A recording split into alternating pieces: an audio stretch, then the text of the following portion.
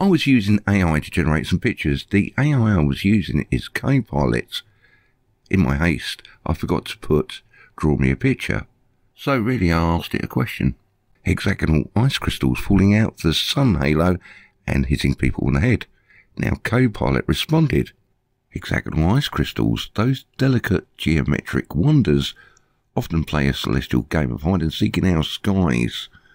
Let's unravel the mystery behind these icy apparitions. And the rest of the answer it gave me got me quite interested. If you actually want to know the reasons why I was getting AI to design some pictures for me of hexagonal ice crystals falling out the sun halo and hitting people on the head, or you actually want to know what the answer to the rest of what Copilot did right, follow me on this journey to this point that got me here in the first place. But really, I need to point this out. Most of you are already one step ahead of me. Some of you might have seen what I'm just about to show you, but sit back, put your feet up, hold on to something because you might fall out your chair. Scot is going to teach us something. Good old Scot. If you missed the top of the newscast, Scott showed us a really kind of cool weather photo for today. Yeah, it's cool. You don't want to look directly at the sun, as I found out today when my wife hit a tennis shot straight up and blinded me. Yes. And she won the point. And she won the point, but if you... That was planned.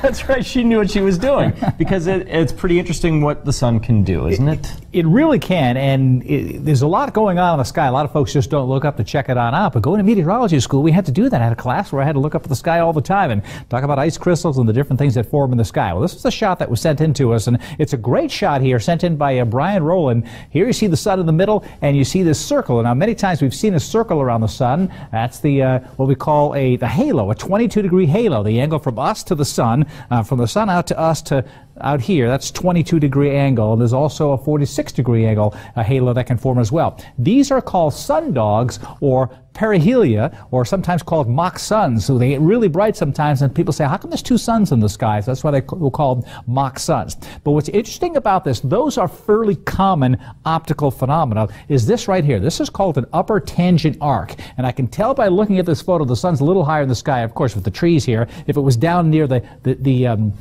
down closer to the horizon here, this arc would be much more sharp right here, but as the sun goes up, this flattens out and lengthens like this, and it all has to do with the way that the sun is shining through ice crystals. These are hexagonal crystals. There's all kinds of things that can be in the sky. In fact, this photograph is pretty amazing. Here's one that was taken, and Noah put this one in and describes all of the different things that are going on. Here's the sun rising. Here's that tangent arc we were talking about, the upper tangent arc. You see it's a little sharper here because the sun is just coming up. So this is the upper tangent arc. Everything listed in red is rather rare. Everything we just saw in that last picture is not as rare, but there's all kinds of arcs. There's one right in here. You've got the superlateral arc, the Sundex Peri arc, which is right in here. All these different things that can occur, and it's all having to do with the way and the angle that the sun is shining through those hexagonal ice crystals, or the little columns that we call them there. And I don't think I can show you. Actually, we'll show it right in here.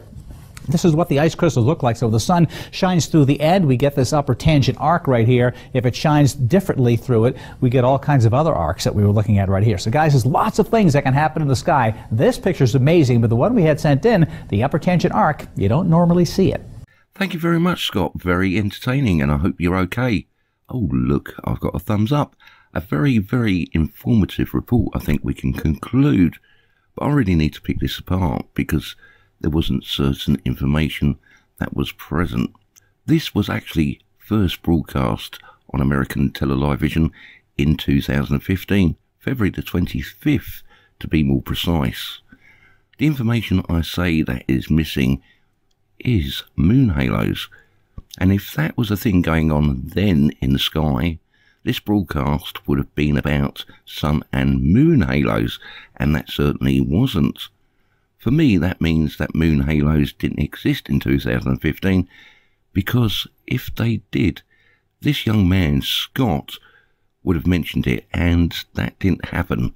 This is something relatively new that's been happening in our skies around our moon, and most people just don't get it. Let's very quickly have a look at what Copilot has to say about halos. Halos, when sunlight or moonlight interacts with hexagonal ice crystals high in the atmosphere, it creates a halo luminous ring encircling the sun or the moon. These crystals act like prisms, bending the light at specific angles. The most common halo has an angle refraction of about 22 degrees. And imagine a celestial hula hoop made of light. It's at this point AI.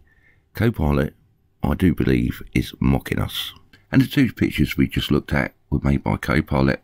I asked it to show the sun and the moon halo in the sky at the same time. And what he come out with is quite interesting, I think. These are called sun dogs, or perihelia, or sometimes called mock suns. So they get really bright sometimes, and people say, how come there's two suns in the sky? So that's why they were called mock suns. But Scott, there's two sun dogs in the sky and the sun. So why don't they actually say 3 suns in the sky? Just saying. Sun dogs, perihelia. These bright spots appear either side of the halo, parallel to the horizon. The sun dogs are also caused by flat, hexagonal ice crystals. How convenient. As gravity gently guides them downward, the surrounding air aligns these crystals horizontally, creating the sun dogs. It's like nature's way of saying, hey, look over here. Come on, ice crystals. Line up. No, horizontally, and hands up who wants to be a sun dog. Come on then, let's be a sun dog. And really, some people will believe anything, won't they? All having to do with the way and the angle that the sun is shining through those hexagonal ice crystals, or the little columns that we call them there. And I don't think I can show you. Actually, we'll show it right in here. The trouble is, people will believe anything they're told, especially when it's on the news. Well, most people will. Scot is one of those cases. People will watch this and believe exactly what he's saying. I mean, horizontal, hexagonal ice crystals staying in one place and making a sun dog for hours on end without moving. How convenient is that? And that happens both sides of that thing in the centre that we actually call our sun. Don't even get me started. And then we've got superlateral arcs or sunvex periarcs. Is that a wine? Upper Sun Cave periarcs. Very good brand. I'll go and buy some of those. Or upper tangent arcs. I mean, really, how big are these hexagonal ice crystals? Optically, they need to be absolutely massive. That big, there would be a chance of them falling out of the sky and hitting people on the head. And optically, to produce such a highly complex system of patterns of reflected light projected into our sky, they would have to be extremely big. A question for you, just think about how a rainbow is produced. The light source is behind you, the rain is in front of you, and you can see the rainbow in the distance. In the case of a sun halo, we look up and the light source is in front of us, and the rest we can see. It's being projected backwards onto that layer of cloud. So the question is, why don't we see the same thing around a rainbow? Complex multiple patterns forming as we do with sun halos. And over the past few years, what we're seeing is moon halos, something relatively new. For me, the only way this is possible and can happen if there's a lens system in front of our sun and our moon. Now, if you're not subscribed and you're enjoying my work, please think about hitting that subscribe button and hitting that notification bell, because you might not want to miss the next video where I show a lot more proof of lens systems in the sky. This next statement is extremely important, because if you read between the lines, it tells you that they're modifying the weather. Meteorological clues. Sometimes halos can be harbingers of weather changes. When sunlight scatters through ice crystals in high-level cirrus clouds on a storm's front edge, it might signal an approaching tempest. So next time you spot a halo, keep an eye on the sky. It might be whispering secrets of an atmospheric drama. Dun dun dun! To get reference and clarification of the statement that I made, we need to go to the Metoffice. I'll leave the links to that in the description box down below, nice and simple for everybody to find. Cirrus clouds. All high clouds are types of cirrus, a common cloud that can be seen at any time of year. Height of base is 20 to 40,000 feet. Shape, layered, tufty or patchy. Latin cirrus, lock or tuft of hair. Participation, none. The most important bit down here, I'm not going to read the rest of it. You can read it yourselves. Cirrus clouds can also form through contrails, the vapour trails left by planes as they fly through a dry upper troposphere. These streaks can spread out and become cirrus, cirrus stratus and cirrus clumeus. So they're actually telling you that planes make clouds. So the ice crystals coming out the back of airplane engines wouldn't contribute to global climate change and wouldn't be detrimental to people's health in any way, shape or form. Of course it wouldn't. And if you believe it's just ice crystals, I do have a sailing company for sale that you can invest in or buy in the Sierra Desert. Warwickshire. Now, a lot of the cloud you can see here is actually aeroplane contrails. Yes, the water that aeroplane engines chuck out the back of the engines can make these contrails, and when there's a lot of moisture in the atmosphere 7 miles up where the planes fly, those contrails can persist and last for a long time, giving those beautiful sunrise and sunset pictures. Now, those contrails are starting to move away towards France, and the air is getting drier 7 miles up in the atmosphere, and so you're less likely to see those contrails hang around quite so long today. If you'd like a little bit more information about what's going on in our skies, if you haven't seen the video, it's the cars, I would highly recommend it.